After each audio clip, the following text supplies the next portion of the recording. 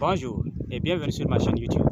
Comme vous le savez, dans mes vidéos, je vous donne des expressions faciles pour apprendre l'anglais. Et dans cette nouvelle vidéo, je vais vous parler de 3 choses à éviter lorsque vous apprenez l'anglais. La première des choses, c'est apprendre les mots. La deuxième des choses, c'est apprendre la grammaire. Et la dernière chose, c'est s'attarder sur l'anglais écrit. Alors, suivez cette vidéo jusqu'à la fin pour découvrir ces 3 choses à éviter lorsque vous apprenez l'anglais. Avant de continuer, n'oubliez pas de vous abonner et d'activer la cloche de notification pour ne pas manquer mes prochaines vidéos. La première chose à éviter lorsque vous apprenez l'anglais, c'est d'apprendre les mots. Apprendre les mots, c'est bien. Connaître les mots, c'est bien. Ça vous aide, mais ce n'est pas suffisant. Il faut aller au-delà des mots et apprendre les expressions. Lorsque, par exemple, vous apprenez un mot et que vous l'utilisez, c'est bien, mais lorsque vous connaissez une expression, ça devient plus pratique et ça devient concret. Prenons par exemple le mot delay. Delay qui veut dire retard. Si je connais ce mot, c'est bien, mais si je connais ce mot dans un contexte bien défini, c'est encore plus intéressant.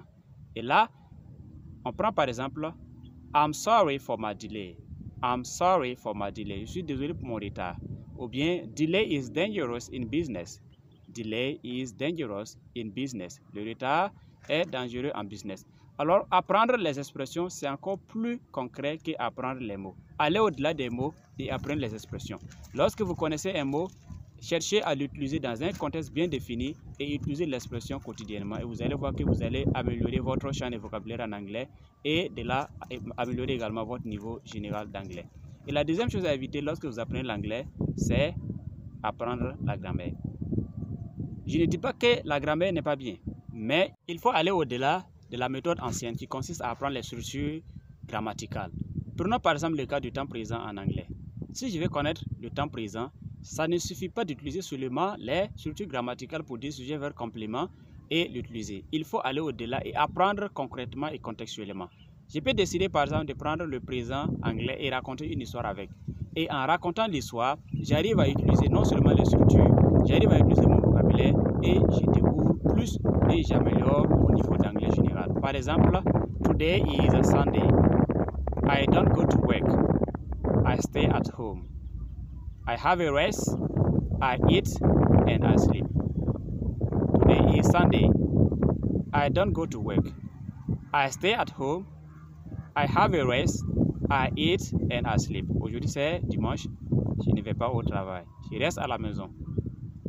Je me repose, je mange et je dors. Donc vous voyez qu'ici on a utilisé le présent pour raconter une histoire. C'est concret et c'est contextuel. Ça va au-delà du simple sujet, verbe, complément.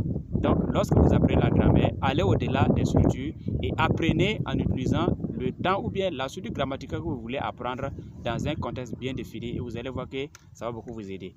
La dernière chose à éviter, c'est s'attarder sur l'anglais écrit. Plusieurs personnes comprennent l'anglais lorsque c'est écrit. Mais ces personnes n'arrivent pas à s'exprimer oralement. Pourquoi? C'est parce qu'elles ont honte ou bien c'est parce qu'elles n'ont pas assez de courage pour pouvoir s'exprimer. Pour aller au-delà de l'anglais écrit et comprendre aussi l'anglais lorsque c'est parlé, vous pouvez adopter une petite stratégie que je vais vous donner. Chaque jour quand vous vous levez, essayez par exemple d'enregistrer quelque chose en anglais. Vous pouvez raconter une histoire en anglais d'1 minute et vous enregistrez votre voix.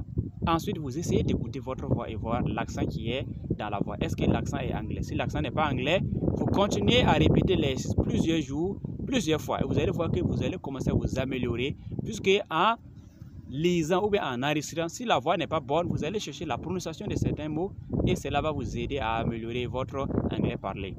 Également, vous pouvez essayer de lire, par exemple, chaque jour un petit texte en anglais. Vous lisez le petit texte, vous enregistrez votre lecture et vous essayez d'écouter et voir est-ce que l'accent est bon. Si l'accent n'est pas bon, vous allez essayer de vous améliorer en faisant des recherches sur certaines prononciations et également aussi en ajoutant du vocabulaire, puisque en racontant des histoires, vous allez utiliser des mots, vous allez chercher plus de vocabulaire et ajouter à votre champ de vocabulaire et cela vous aidera à améliorer votre niveau d'anglais général. Donc voici les 3 choses à éviter lorsque vous apprenez anglais. Évitez d'apprendre les mots, apprenez plutôt les expressions. Évitez de vous attarder sur la grammaire, apprenez la grammaire de façon concrète et de façon contextuelle. Et la dernière chose, c'est éviter de vous attarder sur l'anglais écrit. Faites des efforts et passez à une autre étape. Essayez de mettre l'accent sur l'anglais parlé et vous allez voir que votre anglais général va s'améliorer. Merci d'avoir regardé cette vidéo et à très bientôt pour une nouvelle vidéo.